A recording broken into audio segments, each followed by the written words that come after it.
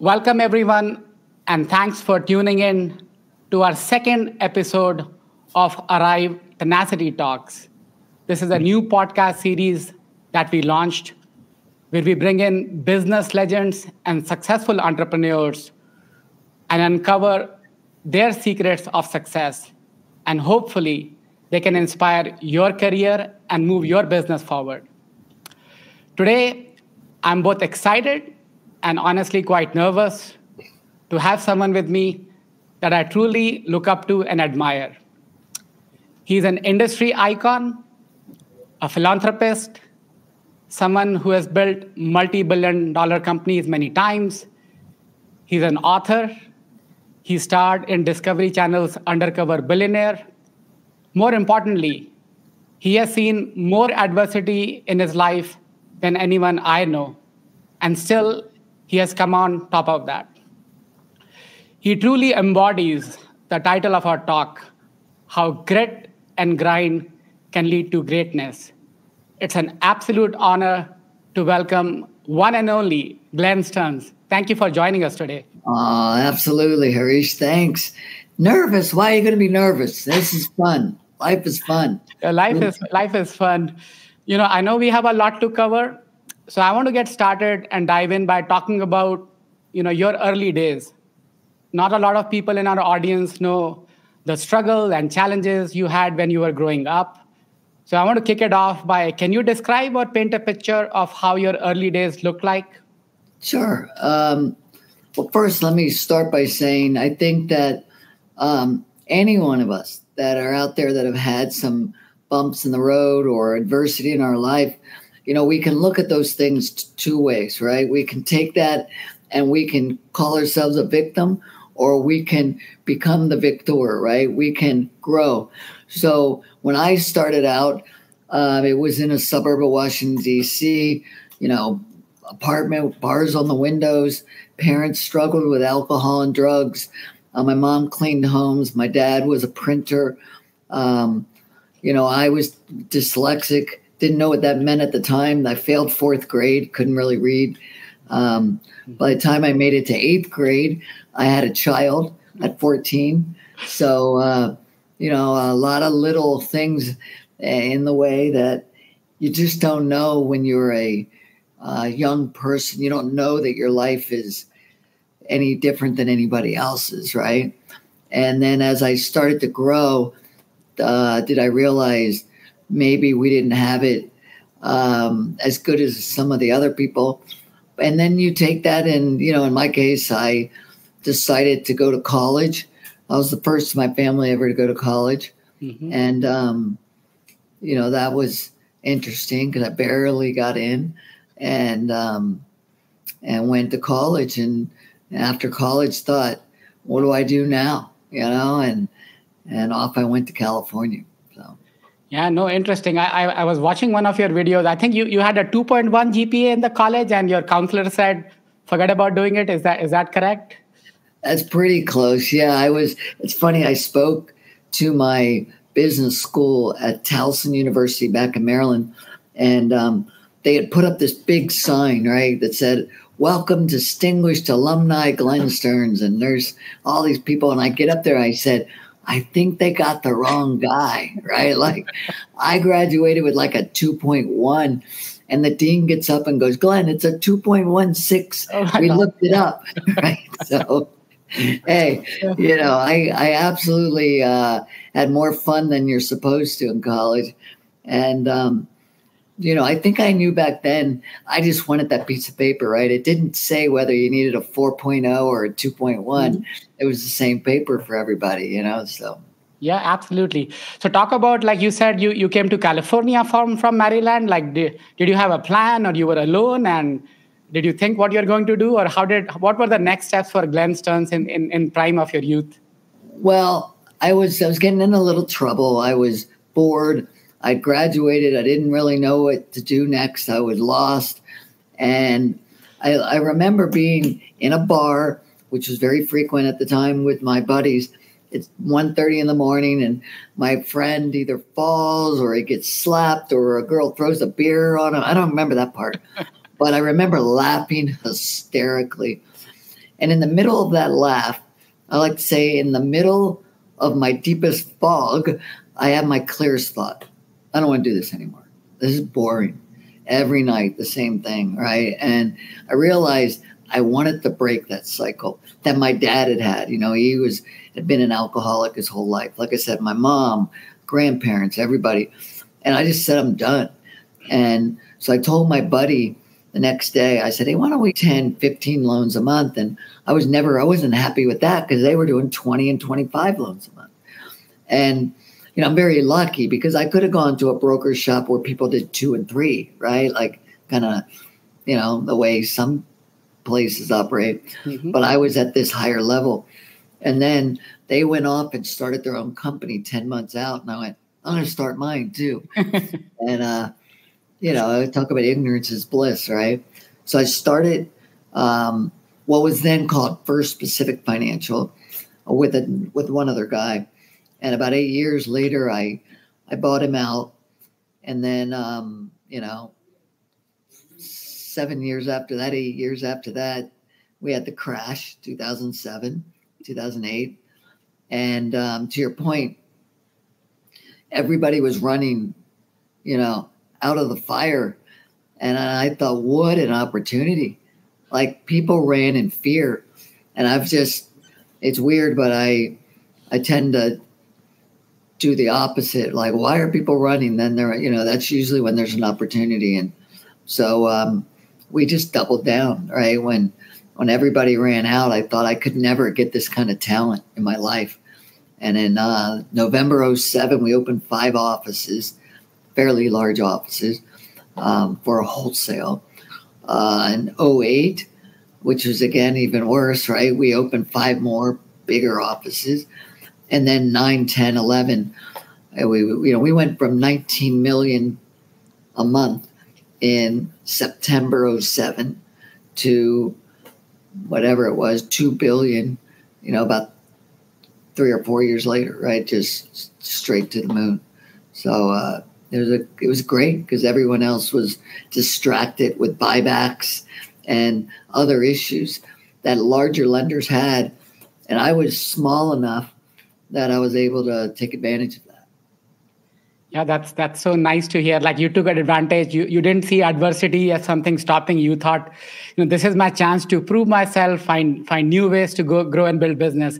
I also came to this great country in 2007. You know, the joke goes was the U.S. economy trying to mimic what my situation was with nothing in my pocket and just, you know, hustled my way up and just like you know, I'm trying to kind of build my businesses. But this is great to learn, and hopefully it inspires people who are facing adversity today that these are just, you know, setbacks. You take lessons right. and put your best in, and things do change. So I'm going to say something, Harish, because you said something about all the people out there that face adversity and are doing it right now. This idea of going, man, I'm going to go against the herd. It's not without fear. It's not without what could happen. This could ruin my whole life, everything we built, right? So there's a lot of people out there that feel the same way, and you let fear become this thing that freezes us, right? And I was growing up. I was very fortunate growing up. My dad might have been having a little bender or whatever. My mom would get my sister and I in the car as young kids. Let's go, kids. We're going to get lost. And she would just take us on an adventure. We'd pull over to some farm and we'd be lost. And she would throw her hands up and say, like, oh, no, guess what? And we'd say, we're lost. And it was always fun to find your way home. And what I took away from that was, instead of being nervous about what's around the corner, I was excited about what was around the corner. And it's a mindset, right? It's a difference in how we feel. And I would tell you that when we get to that place where we think, you know, we want to tuck in and we want to protect, that's usually the time we've got to bust out and keep moving forward and not listen to fear. And I think those are the ways we get ahead. We move forward faster and bigger than other people. It's not that, you know, we're smarter than anybody, people that do that. It's that you take a chance and you go for it, and I think that's the separator, really. Yeah, absolutely. And hopefully for brokers and entrepreneurs who are listening, we live in challenging times in mortgage industry for past couple of years. So hopefully your stories, do inspire some to take that head on and not be bogged down by this fear and adversity and find new ways to thrive. So that's so good to hear. I want to talk about, you ran into some personal bumps at the prime of your success at Stearns Lending. So, share with our audience what those experiences were. And, it's like you worked so hard to go up the mountain and somebody just hit you from the back and then you don't know what to do next. So what was that like and what lessons did you learn at that time? Yeah. So, it's always been that way for me, at least. And it's been a great reminder that I'm not in control all the time, right? And when we think that we've got it all made, maybe we got to check ourselves and realize and be humble, right? And in my case, I was at the top of the world. We were number one in wholesale. Everything was going fantastic. I mean, people stayed. We didn't have a big turning, revolving door. And I was really proud of the company. And then I wasn't feeling well, and come and find out I have cancer. And it was in the base of my tongue, right? So it kind of throat cancer, I guess you call it. And so I had to go through a lot with that, with chemo and radiation and whatnot. And that's when I realized, my family, I didn't know whether I'd live or not. And I thought, I'm going to focus on my family. And so I brought in Blackstone. And at the time, that was the big push of a lot of private equity and other, investment groups coming into our space. And so I turned them into a partner. They owned the majority of the company. And I just checked out for a little while. And, while I would never change it, right? There's not enough money in the world to have me to take away what happened with my family going around the world. But with that, I got bored, right? I love the challenge. All right, cancer didn't kill me. So now let's see if we can go out and get hit over the head again with the mortgage industry, right? And so, that became my next ambition again. Cool. That's so exciting. I want to digress a little bit and spend a minute on this whole undercover billionaire that you did. You were pretty successful in your life. To be honest, you were pretty wealthy. What on the planet Earth you were thinking when you said, I'm going to ditch all this. I'm going to go to an unknown place with $100, no contacts, nobody knows me, and I'm going to build $1 million business in 90 days. Was it like a midlife crisis you were going through? Did you lose a bet? Or was there a method to that madness? So, I said this earlier about that when we get in fear, we turtle up, right? And we try to preserve and protect. And I think as we grow older, we do that just automatically. I don't want to lose what I've had. I've spent, decades building. I don't want to go back to zero. And so we don't take chances anymore. And what cancer taught me was when I look back on things like 2007, I remember saying to people, I'd never want to go through the pain I went through with all those Wall Street investors, all that stuff going on. And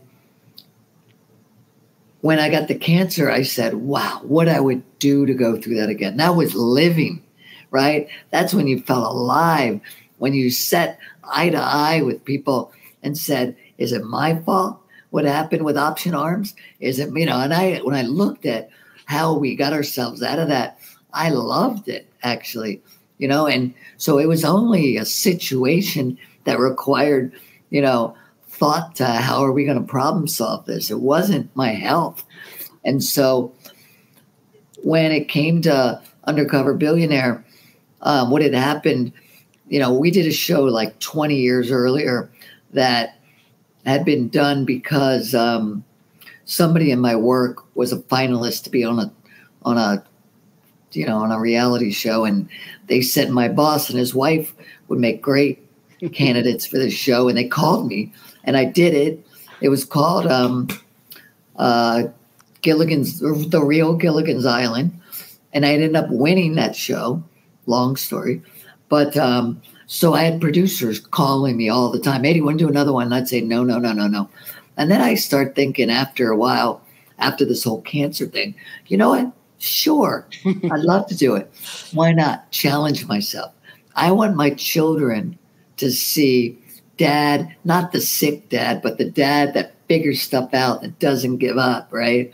And so I said, hey, if you want to do a show, well, you know, I'm all for it. Follow me around. You want me to do one? Watch me build a business. I said, I'll do that. I didn't think they really would do it. And then next thing you know, they're like, okay, we'll do it. And I'm like, oh, crap. All right, it's like the dog that catches the car. Now what? You know, what do I do with it?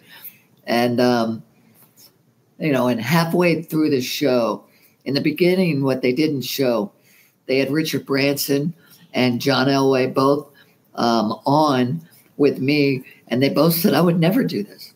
Glenn is insane. Why would he do this? He's got nothing to prove, you know. Then you're not going to build $1 million business in 90 days. And they said, why in the world would he want to do it? And I would think, why do they feel that way? Like, I like the challenge. But when I got involved in it and halfway through, I realized 100% they were right. I'm going to fail. Why in the world would I do this? Now I've left this legacy to my children that show dad the loser, dad the failure, right? It's like, what have I done?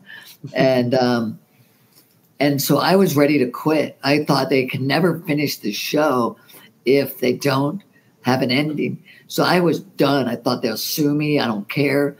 And I had this like devil on my shoulder saying, give up, give up. And what I love about it, not the show, it's a silly show. It actually was a really good show. I'm proud of it, but I'm proud of the fact that I did not give up.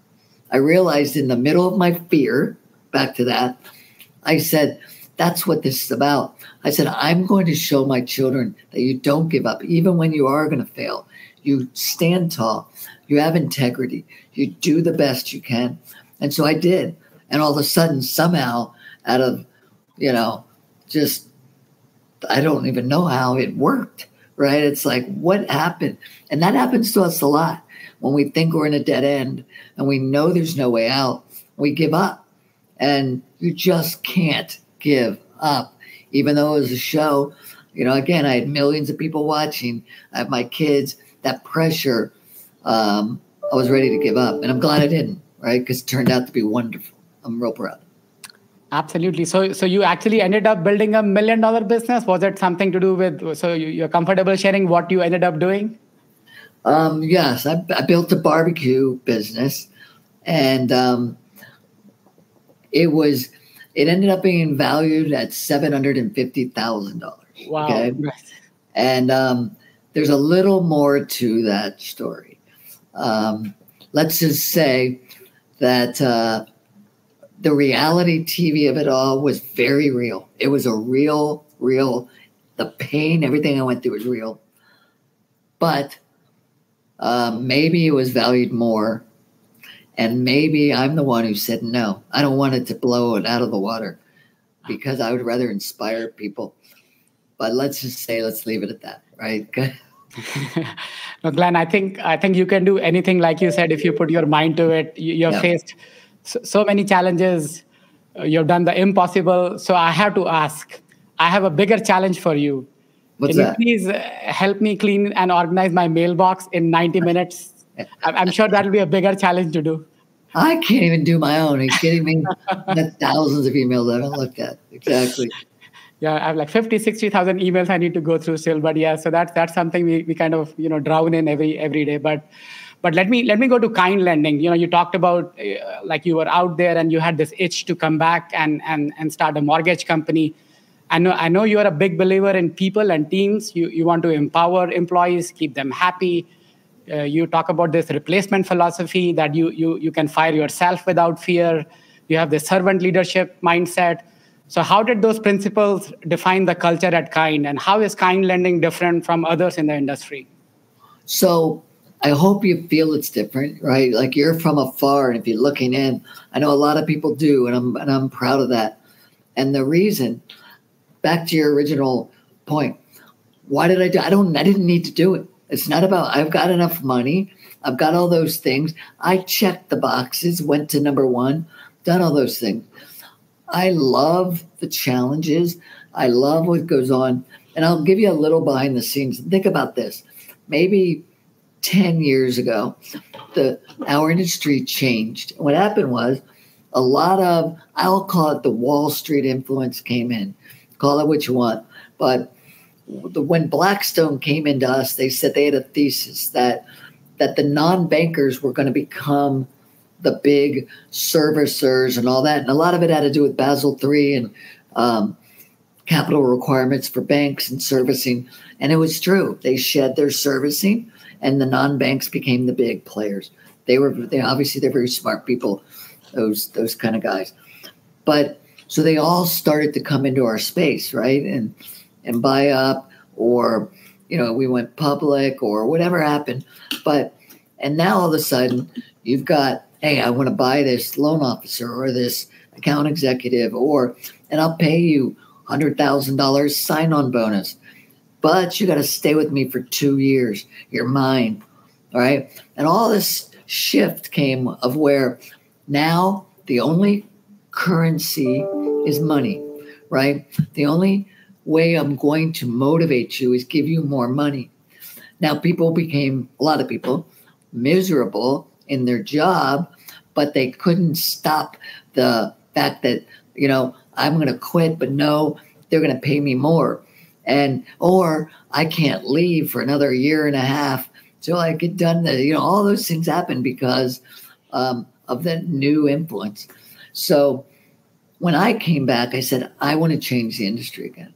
I want to go back to the way we were. I respect, and I did respect, and I still do, the owners.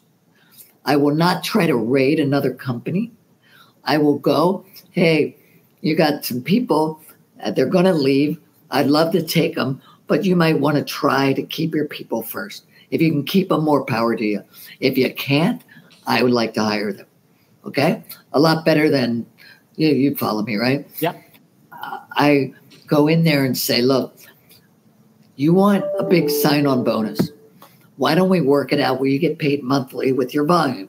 You tell me you bring in this much. We can work the same thing out, but it's every month. That way, if you want to leave, you can leave. If you leave, it's not just shame on you, it's shame on me.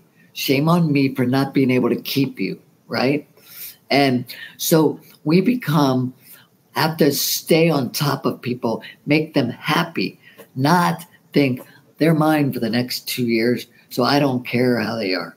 So that servant leadership comes back into play, right?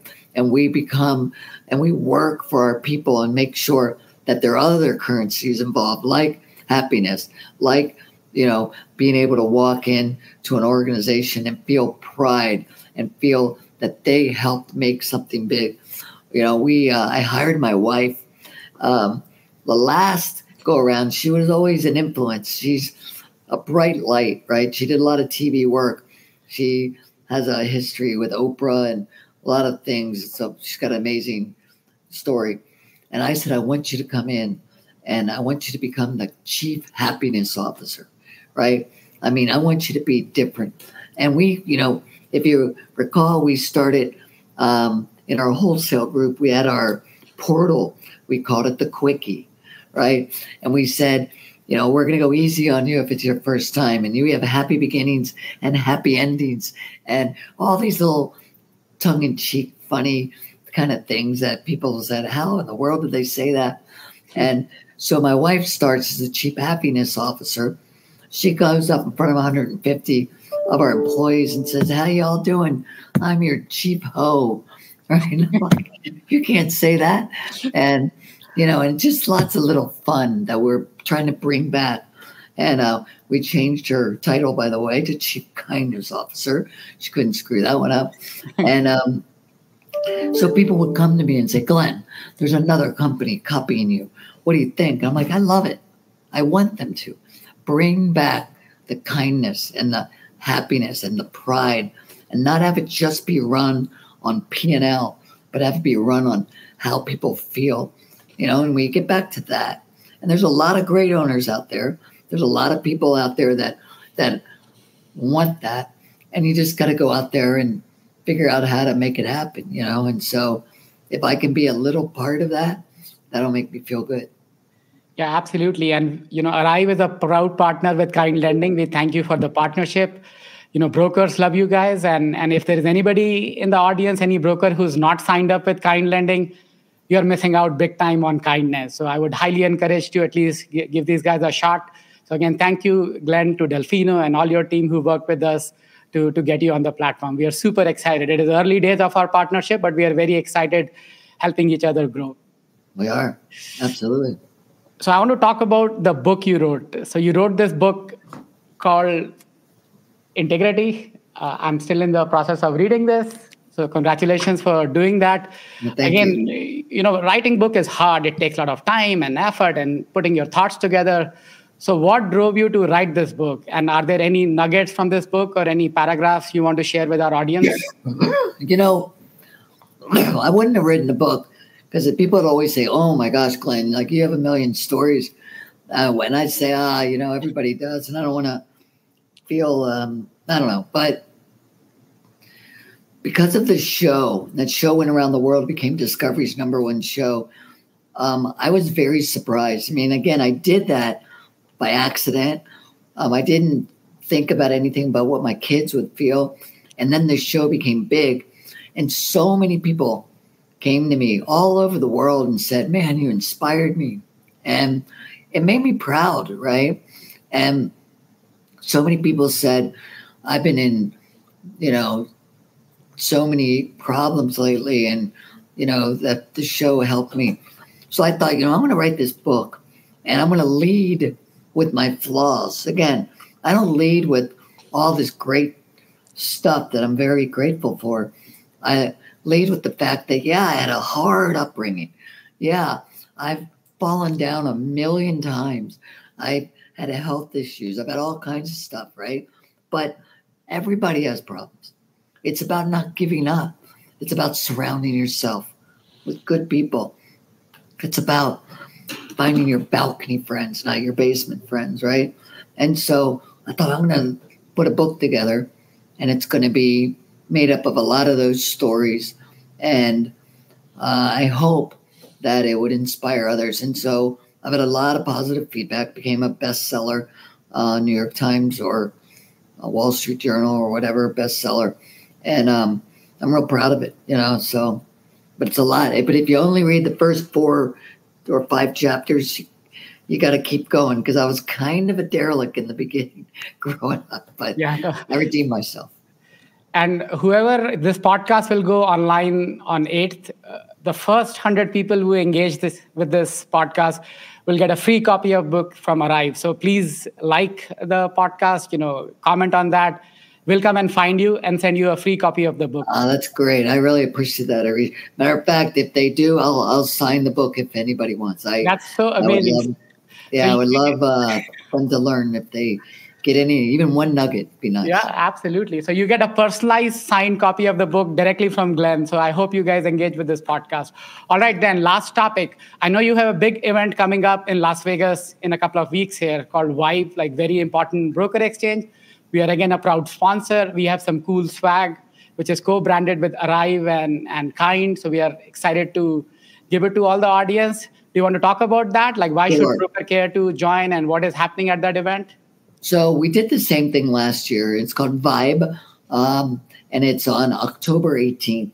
Now, the difference, what I found, look, there's a lot of people out there, Barry Habib, a lot of great people that talk numbers and mortgage. It's a little boring to me. I talk about mindset and about personal growth. That, to me, is where I shine. We do a lot with many different places. My wife and I put on different events about mindset and about, again, personal growth. We do it with Richard Branson at Necker Island. We do it at our ranch. We do it all over. So I said, let's do one for the brokers for our customer base, and we'll bring in great speakers. And it's not on the mortgage industry. Actually, we have Barry Abib, and we have a gentleman that's a mortgage coach as well in there. But we will have, let's see, Grant Cardone. We have one of the Navy SEALs that was on the Bin Laden raid. Might have been the guy that actually was front and center, shall we say. We got a lot of great. I've got Richard Branson's going to be calling in, Skyping in, and we got a lot of great people on there that are going to talk about, again, how you get your mind right, how you look at the overall picture in your life. And that, to me, when we work so hard, there's got to be a reason we do it.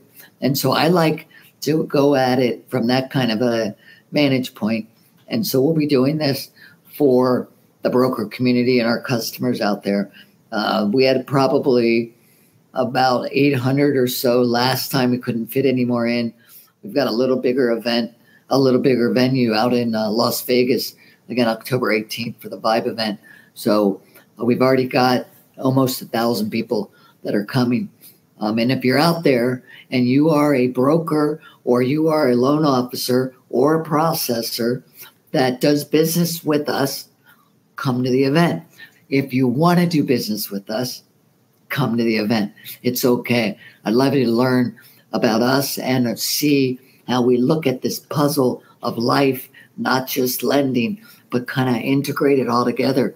And hopefully we make you a customer. Amazing. What a mindset, Glenn. So I appreciate that. And this would be my last question. We had a phenomenal talk today.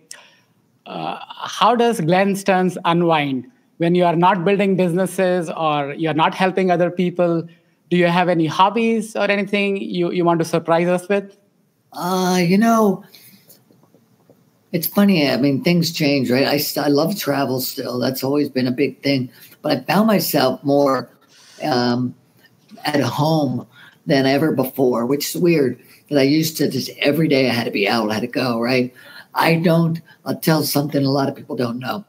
I don't eat anymore or drink. Wow. Nothing. You think, how could you live, right? I have to take it internally. And because they cut the epiglottis off of my windpipe.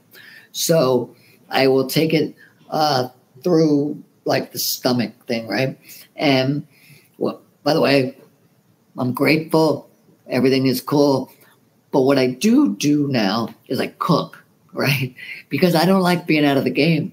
So I cook many, many nights at home for my family and just love being a part of all that experience still.